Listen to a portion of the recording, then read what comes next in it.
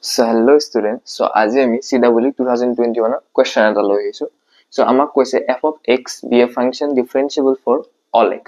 মানে differentiable হয় x ৰ ৰেসপেক্টত. আৰু f1 দিয়া আছে -2 এটা কন্ডিশন. f of x দিয়া আছে greater than equal to 2 দুটা কন্ডিশন. আৰু x belongs to 1,6 দিয়া আছে including so এইটো তিনটা কন্ডিশন আৰু এইকেইটা অপচনৰ কোনটো কাৰেক্ট হ'ব হেতু ওলাব দিছে. So আমি জানো যেতিয়া ৰেঞ্জ দিয়া থাকে a, b. So f dash of x আমি লিখিব পাৰো f of b minus f of a divided by b minus a. ঠিক আছে? So ইয়াতে b কি আছে 6 আছে.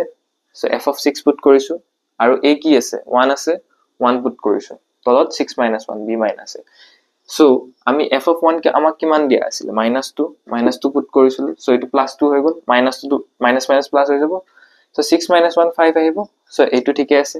So এতিয়া তাৰ পিছত আমি সেকেন্ড কন্ডিশনটো ইউজ কৰিম f dash of x greater than equal to 2.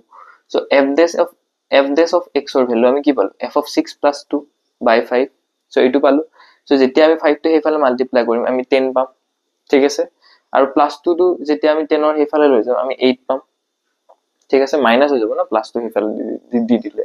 So 8 আহিব. So option D is correct. ঠিক আছে? Thank you.